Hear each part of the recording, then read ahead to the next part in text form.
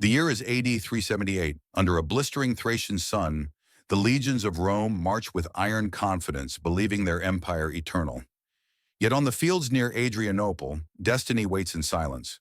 What begins as a battle soon unravels into a storm of horsemen, fire, and death that will shake the very soul of Rome. This is no mere clash of armies, but a turning point where the arrogance of emperors meets the fury of exiles, and the empire itself trembles. Stay with us, for in the ashes of Adrianople lies a tale of pride undone, a hero's defiance, and an empire's desperate bid to rise again. Witness the storm that devoured Rome. Subscribe and follow this epic journey through fire and fate. The summer sun hung mercilessly over the fields of Thrace, a burning eye that watched as Rome marched toward its fate. For weeks, Emperor Valens had shadowed the Gothic horde, his legions trailing the migrants-turned warriors who had crossed the Danube in desperate search of land. He had the numbers, or so he believed. His scouts reported a force that Rome could overwhelm, and the emperor's heart swelled with the certainty of glory. He would not wait for Gratian, his young co-emperor in the west. He would seize the victory for himself, and history would carve his triumph into marble. But pride is a cruel ally, and it often whispers louder than truth. The legions assembled near the city of Adrianople, their armor gleaming like rivers of bronze. Standards fluttered above the ranks, eagles catching the fierce wind that swept across the plain. The soldiers were weary, yet disciplined, bound by oaths to the empire that had stood for centuries. They trusted their emperor, as they had trusted all emperors before him, believing Rome's might unshakable. Across the fields, the Goths waited. They were not kings, nor emperors, nor rulers of a vast dominion. They were wanderers, displaced families hardened by exile, warriors forged by desperation. Their women and children huddled behind wagons, the tattered remnants of a people driven by Rome's broken promises. Yet among them burned a fire Rome had not seen before. They fought not for conquest, but for survival, and survival makes men into wolves. The morning air trembled with the clang of shields and the thunder of boots. Valens ordered the march, his legions advancing in rigid formation, iron squares pressing forward like the jaws of a machine. Dust rose in choking clouds, blotting the sky, until the battlefield seemed to vanish in haze. The Goths gave ground, drawing Rome deeper into the open plain, deeper into the snare. Then like a thunderclap, it came. From beyond the horizon, the Gothic cavalry, long absent, long feared, came pouring down upon the Roman flanks. Horses screamed, hooves cracked the earth, and lances glittered like lightning as the tide of riders crashed into the legions. What had been a formation of strength dissolved into a sea of chaos. Shields broke, lines splintered, men shouted prayers lost beneath the roar of slaughter. Valens, once so assured, now found himself engulfed in fire and blood. His command disintegrated as the enemy swept in from every side, the field turning into a cauldron of despair. The heat of the day became the heat of death itself, helmets baking, wounds festering in moments, the cries of comrades drowned by the relentless storm. Rome, the eternal, the unconquerable, was crumbling before the eyes of its sons. Some fought with desperation, carving paths through the swarm, unwilling to yield even as their bodies failed. Others cast down their arms, fleeing toward the distant city walls, chased by Gothic blades. The air filled with smoke as fires erupted, wagons set alight, corpses already burning in grotesque pyres. The battlefield became a furnace, a nightmare landscape where friend and foe were indistinguishable in the haze of death. And amid it all, the emperor himself vanished. Some said he fell pierced by arrows, swallowed in the crush of men. Others whispered he was carried into a farmhouse, where the Goths, setting it ablaze, burned him alive within. No Roman soldier ever brought back his body. The Emperor of the East had ceased to exist, consumed by the storm he thought to master. By sunset, the fields of Thrace were no longer fields at all, but a charnel ground. Tens of thousands lay dead, their armor stripped, their blood soaking the soil. The Roman eagle, symbol of dominion, was trampled beneath the hooves of Gothic horses. Adrianople was not merely a battle lost. It was an empire unmasked, its illusions of invincibility shattered in a single day. So ended the pride of Valens, and so began the reckoning of Rome. The storm at Adrianople had shattered Rome's pride and silenced the voice of an emperor. Where once a golden eagle had soared above the ranks of legionaries, now only smoke and ruin lingered. Thousands of Romans lay dead, their bodies strewn across the Thracian earth. It seemed as though the very gods had turned against the empire. Yet from the wreckage of that calamity rose a single thread of defiance, a figure scarcely known beyond the barracks and campfires of the legions. His name was Flavius Victorinus, a young tribune, no senator's son, no noble of the old patrician houses. He was a soldier's soldier, a man of steel forged in obscurity, hardened by the long marches and ceaseless wars of the empire's frontiers. On the day Adrianople descended into chaos, Victorinus found himself surrounded by ruin. His unit, stationed on the Roman left, had been among the first to feel the Gothic cavalry's wrath. He saw his commander fall, a spear bursting through his chest. He watched comrades trampled beneath the hooves of horses, their cries lost in the storm. And in that moment, with death pressing from all sides, something within him ignited. He shouted for the men to rally, his voice cutting through the din. A handful obeyed, clutching shields dented and broken, their eyes wild with terror. With only scraps of discipline left, Victorinus seized command, not with the authority of rank, but with the authority of courage. He ordered them into a tight knot of shields, forming a living wall against the tide. The Goths crashed upon them again and again, spears jabbing, swords hacking, arrows hissing overhead. Yet the knot held. Men who would have fled found themselves bound to Victorinus's will, their fear hardened into resolve by his unyielding presence. He fought at the front, his sword flashing, his shield splintered by blows, every strike a defiance against the storm. Hour by hour, the knot of survivors cut its way through the chaos, forcing a bloody corridor toward the hills beyond the field. Dozens fell in the desperate push, but dozens more followed, unwilling to abandon the fragile flame of hope Victorinus carried. They broke through the enemy lines at last, staggering into the open countryside as the battlefield collapsed behind them. When the survivors gathered, exhausted and broken, they numbered barely a few hundred. But to those men, Victorinus was no longer a tribune of shadows. He was a lifeline. He had pulled them from the jaws of annihilation, proving that even amid Rome's darkest hour, valor could still carve a path to survival. That night, as the fields of Adrianople still smoldered with the fires of ruin, Victorinus kept watch over the wounded. He listened to their moans, tended to their injuries with what little supplies remained, and swore silently that their survival would not be in vain. He was not a senator, not an emperor, not a man of destiny anointed by marble halls, but he was alive, and so too was the embattled soul of Rome. Word of his escape spread among the remnants who straggled back to Roman fortresses. The tale of a young commander who led men out of the inferno grew with each telling. Soldiers whispered his name with awe. Senators clung to the story as proof that the empire had not been wholly abandoned by fortune. In a time of despair, Rome craved heroes, and Victorinus became one, not by birthright, but by the sheer force of will. Yet the burden of survival weighed heavily on him. He knew the truth behind the legend. He had not saved Rome. He had merely preserved a spark while the great fire raged. He had seen the emperor consumed, had heard the screams of tens of thousands swallowed in the storm. His hands were stained not only with the blood of his enemies, but with the knowledge of his empire's fragility. Still, it was enough.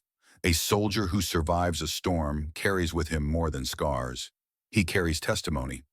And Victorinus would testify to the world that Rome was wounded, not slain. In the weeks that followed, he continued to gather stragglers, piecing together shattered cohorts into something resembling an army. His column of survivors grew as scattered fugitives joined his banner, drawn by the tale of the man who defied death at Adrianople. He trained them with relentless discipline, drilling them until exhaustion gave way to unity. His men began to march not as fugitives, but as Romans once more. They called him Dux, a leader. Some dared to whisper a grander fate, that perhaps this obscure tribune might rise to greatness, as so many generals had risen before him. But Victorinus himself dismissed such talk. He was no Caesar, no Constantine. He was a soldier, nothing more. Yet in the twilight of Rome's fortunes, it was soldiers, not emperors, who kept the empire alive. Thus did Victorinus emerge from the carnage of Adrianople, not as a conqueror, not as a savior, but as the flame that refused to die. In him, Rome glimpsed its stubborn endurance, the quiet heroism of men who stand when all else falls.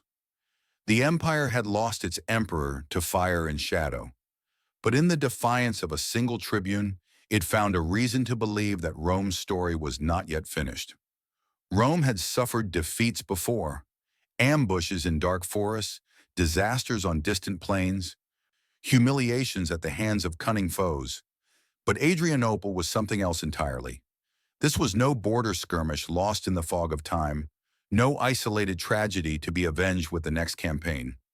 This was an emperor consumed, a legion shattered, an illusion ripped away in a single, merciless day. News of the disaster traveled swiftly, borne by fleeing soldiers, merchants, and trembling survivors. By the time messengers reached Constantinople, panic had already seeped into the streets. Rumors spread like wildfire. The emperor was dead, the legions destroyed, the Goths marching to the gates, citizens huddled behind their walls, clutching icons and whispering prayers. The proud capital of the East trembled, as though the shadow of ruin already hung above its golden domes. In the Senate, grim silence reigned. The assembled men, cloaked in tradition and rhetoric, found themselves voiceless before the enormity of the catastrophe. They had always believed Rome eternal, its emperors the guardians of a destiny unbroken. Yet here was proof that emperors could vanish like smoke, that legions could melt away, that the barbarian storm could pierce even the heart of an empire.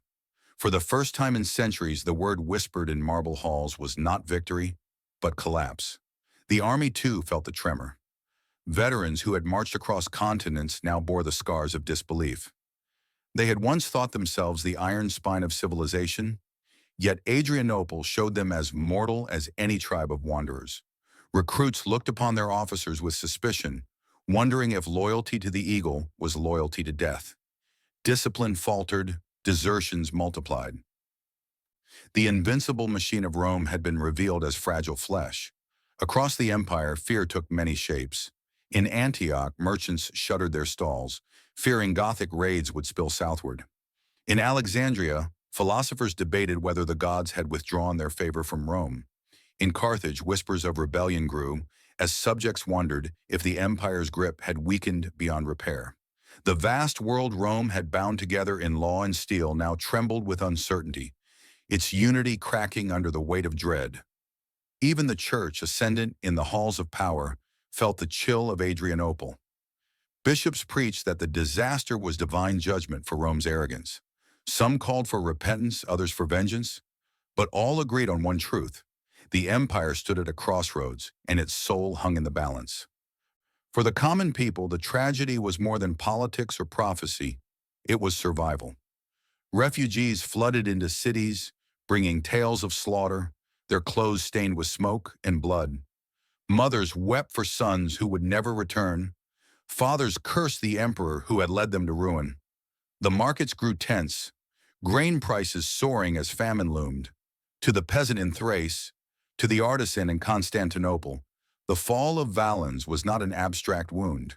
It was hunger, fear, and the creeping knowledge that the world was shifting beneath their feet. Yet perhaps the most devastating tremor of all was psychological. Rome had long wrapped itself in the cloak of invincibility. For centuries, enemies had railed against its walls, only to be crushed, bought off, or absorbed. The very idea of Rome was permanence, order, eternity. Adrianople tore that illusion apart. If Rome could lose so utterly, if an emperor could vanish without a trace, then what else was possible? Could the empire itself end? Could the eternal city one day fall? These were questions once unthinkable, now whispered in every corner of the realm.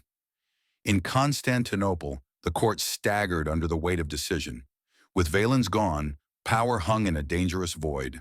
Generals squabbled over succession, governors hedged their loyalties, and ambitious courtiers whispered treachery in dark corridors. The machinery of empire groaned, straining under the question of who would lead, and whether anyone could. Still, the empire endured, if only by inertia. The roads still stretched across continents. The aqueducts still carried water. The legions, what remained of them, still guarded the frontiers. Rome was wounded, shaken, stripped of its illusions, but not yet slain. Even in despair, there remained a stubborn heartbeat, a pulse that refused to die. And yet, from every forum and marketplace, from every barracks and village, one truth was undeniable. Adrianople had changed Rome forever. The empire that rose from its ashes would not be the same as the one that had marched proudly into the Thracian sun. Its arrogance had been humbled, its power tested, its mortality exposed. The empire was shaken, and in the cracks of that trembling, both danger and opportunity would emerge. They had once been wanderers, nameless, rootless, driven across rivers and plains by the iron march of history. The Goths were no empire, no great machine of marble and law. They were tribes, clans bound by blood, by hunger, and by exile. Yet in their desperation, they had become something Rome had not anticipated, an enemy too fierce to crush, too resilient to ignore, and too determined to simply fade away. Their story did not begin at Adrianople. It began long before, on the banks of the Danube, where Rome's broken promises had sowed the seeds of vengeance. The Goths had begged for refuge, fleeing the storm of the Huns that thundered behind them. They had sworn loyalty to Rome in exchange for safety, food, and land. But Rome, swollen with arrogance, had treated them not as allies, but as cattle. Corrupt officials extorted them, selling rotting grain at ruinous prices, forcing their children into slavery. Starvation stalked their camps, humiliation seared their pride. The Goths had not crossed the river to conquer Rome. They had crossed it to live. Rome, in its greed, had turned their survival into rebellion. By the time the battle at Adrianople was joined, the Goths were no longer desperate petitioners. They were hardened warriors, led by men who had tasted betrayal and vowed never again to kneel. Among them rose leaders whose names Rome would learn to fear. Fritigern, cunning in council, relentless in war. He had bound the fractious tribes into a force united not by empire, but by necessity.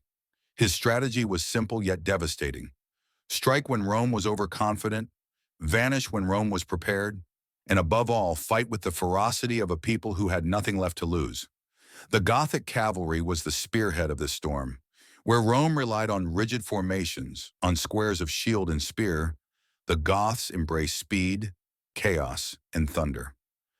Their horsemen were not polished soldiers drilled on parade grounds. They were hunters, raiders, born in the saddle, their lives measured in the clash of hooves and the curve of a bowstring. At Adrianople, their charge had not merely broken the Roman line. It had shattered the illusion of Roman supremacy.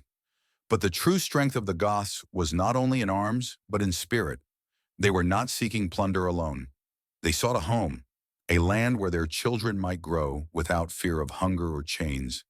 That gave them a ferocity no coin could buy, no legion could replicate.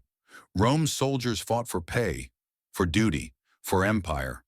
The Goths fought for existence, and existence is a cause that breeds warriors who do not break. In the aftermath of Adrianople, their shadows stretched long across the Balkans. Villages burned, fortresses fell. Roads that had once bound the empire together now swarmed with raiders. Roman peasants fled before them, leaving fields untended, cities isolated, trade paralyzed. Where Rome had ruled with order, the Goths brought fire. Yet to their own people that fire was salvation, a cleansing of old chains, proof that they could stand against the greatest empire on earth. Rome, for all its power, had found its equal in a force it once dismissed as savages. These so-called barbarians had no marble temples, no libraries of wisdom, no legions drilled in perfection. But they had unity born of desperation, leadership forged in betrayal, and a cause greater than conquest. They had become the mirror of Rome's arrogance, the adversary that revealed the cracks in an empire too proud to see them. And as word of Adrianople spread, other tribes watched. Along the Danube and beyond, whispers grew. If the Goths could humble Rome, perhaps others could as well. The storm that broke over Thrace was only the beginning, the first thunderclap of an age in which the frontiers would no longer hold. To the Romans, the Goths were monsters, barbarians with no respect for order, destroyers of civilization. But to themselves, they were a people reclaiming dignity, a nation forged in exile. They carried not only swords and shields, but grievances etched into their souls. Every clash of steel was a reminder of promises broken, of children starved, of freedom stolen. Against such resolve, even Rome's might faltered. Thus the Goths became more than raiders. They became the symbol of the empire's fragility. They were the storm that no wall could hold, the fire that no aqueduct could quench, the adversary that proved Rome was mortal. For in every clash between Rome and the Goths, the question was not merely who would triumph on the battlefield, but whether an empire built on pride could outlast a people built on desperation. Rome had been humbled. The eagles lay trampled in Thrace, the emperor gone without a trace, the legions butchered beneath the hooves of Gothic cavalry. The empire staggered like a wounded beast, bleeding pride and soldiers alike. It seemed that the world's greatest dominion had reached the edge of ruin. And yet, Rome was not only stone and steel. Rome was resilience, a spirit that had endured centuries of war, disaster, and betrayal. That spirit needed a leader, a hand steady enough to guide the empire through the storm, a man capable of transforming despair into survival. From the shadows of Adrianople, that man emerged, Theodosius. He was not born to the purple, not an emperor by birthright. Theodosius was the son of a general, raised in the hard schools of military life, where loyalty was proven on the battlefield rather than in marble halls. He had served Rome in campaigns across Britain, Africa, and the Danube, earning scars that marked both his skin and his soul. Unlike Valens, he was not blinded by pride. Unlike the senators, he was not paralyzed by fear. He was a man of pragmatism, of iron tempered by humility. When word of Adrianople's disaster reached the West, Emperor Gratian recognized what the empire required. He summoned Theodosius from obscurity, placing upon his shoulders the mantle of leadership in the East. At first, the choice baffled many. Why entrust the battered half of the empire to a soldier without pedigree? Yet Gratian understood what others did not. Rome no longer needed vanity. Rome needed survival. From the moment Theodosius took command, his vision diverged from the arrogance that had doomed Valens. He understood that Rome could no longer pretend to crush every enemy with brute force. The legions were shattered, the treasury strained, the people weary. To demand another war of annihilation against the Goths was to demand another Adrianople. Instead, Theodosius sought something far more daring. Not conquest, but reconciliation. It was a strategy born not of weakness, but of wisdom. He recognized that the Goths were not invaders in the traditional sense. They did not seek to burn Rome to the ground. They sought a home, a place where their children could grow without chains. Theodosius saw in them not only enemies, but potential allies. If he could not drive them from the empire, he would weave them into it. Thus began the work of renewal.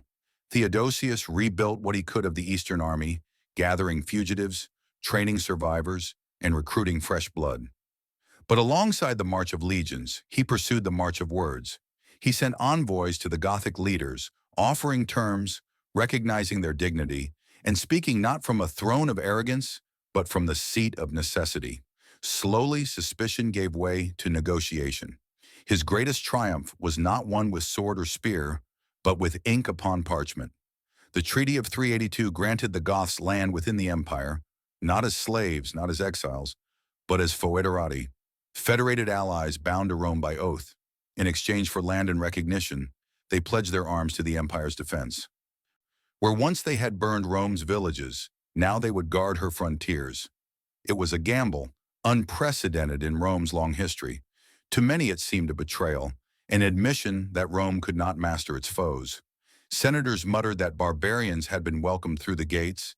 Generals sneered at the idea of sharing Rome's glory with outsiders. But Theodosius was unmoved. He knew the truth. The empire's survival required not purity, but adaptation. By transforming enemies into allies, he bought Rome time. Time to heal, time to breathe, time to prepare for the storms yet to come. Theodosius did not rest with diplomacy alone. He reformed the finances of the East, curbing corruption, restoring stability where chaos had reigned. He infused new life into the army, blending Roman discipline with Gothic ferocity. His soldiers marched not as shattered remnants, but as a force reborn, hardened by necessity and guided by a commander who understood their limits. But perhaps his greatest strength lay in the way he inspired hope. To a people traumatized by Adrianople, he offered not hollow promises, but pragmatic resolve. He did not deny Rome's wounds, he acknowledged them, and in that honesty, he rekindled trust. He reminded his people that survival itself was a victory, that resilience was as noble as conquest. Through his leadership, Rome found a fragile stability. The Gothic storm was not ended, but it was tamed, drawn into the empire's orbit, rather than left to rage unchecked. For the first time since Adrianople, the Eastern Empire breathed without terror. Theodosius's vision was larger still. He sought not only to heal wounds, but to redefine Rome's soul.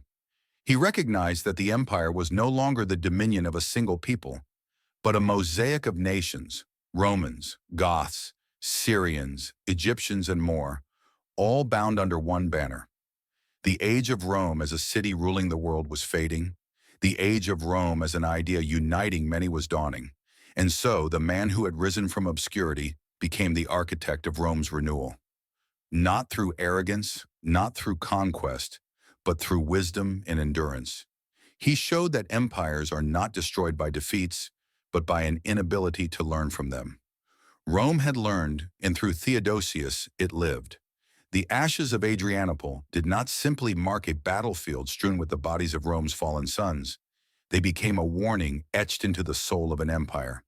For the first time in centuries, Rome had not only lost an emperor to the enemy, but had done so in full view of the world. The name of Valens was whispered with equal parts pity and shame, and the legions that once seemed invincible were shown to be flesh, fragile and fallible. Yet in the void left by defeat, a new resolve flickered. Rome had bled, but Rome was not dead. The appointment of Theodosius had not been the end of the empire's story, but the beginning of its recalibration. From the frozen highlands of Hispania, he brought not only military discipline, but also a patient mind, one willing to see that war alone would not heal Rome's wounds. He knew that no army, however drilled, could erase the trauma of Adrianople in a single stroke. Instead, Theodosius envisioned a slower, more cunning form of survival. Rome must adapt, Rome must bend, or Rome would shatter entirely. The years that followed were filled with struggle and compromise. The Gothic tribes were not crushed, nor were they expelled. Instead, they were tethered to the empire through treaties of land and service. This was no clean victory, it was an uneasy coexistence. Yet in that fragile pact, Theodosius found the seed of Rome's renewal. He turned enemies into foederati, federated allies bound by oath, and thus ensured that Rome's frontiers for a time would not bleed further. The empire, though scarred, would stand. But rebirth did not come without resistance. Many in the Senate decried the emperor's concessions as weakness. Citizens whispered that the barbarians now ate at Rome's table, their hands stained with Roman blood. Officers grumbled that the legions were no longer pure, their ranks diluted with those who had once cut them down. Yet Theodosius held firm. Better a Rome that shares its table, he declared, than a Rome whose table is overturned. His words, like his policies, were pragmatic, survival above pride. Through his leadership, Rome regained breath.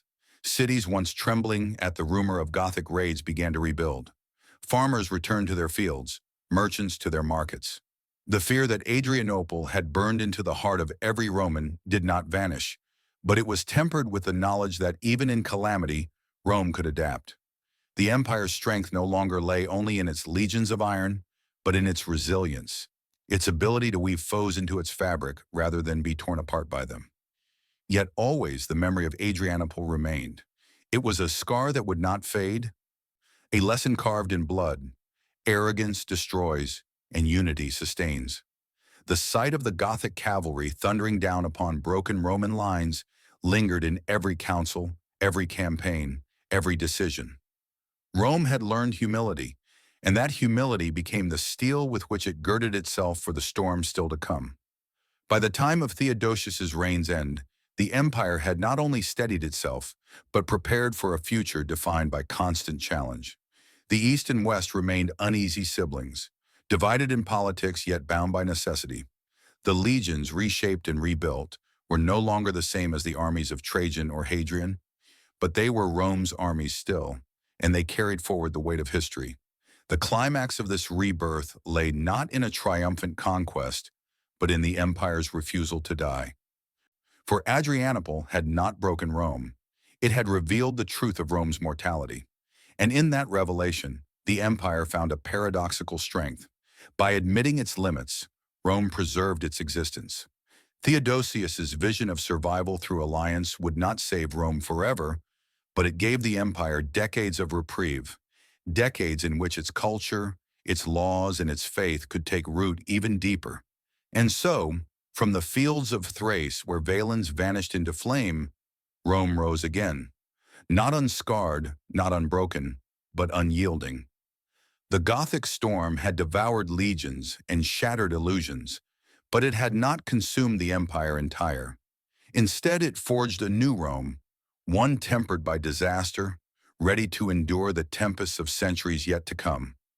The rebirth of Rome after Adrianople was not the blaze of a phoenix, sudden and radiant, but the slow, steady regrowth of an oak struck by lightning, its trunk charred, yet its roots alive, pushing new shoots toward the sun. And in those shoots lay the promise that though chaos might devour, Rome would rise again and again until the very end of days.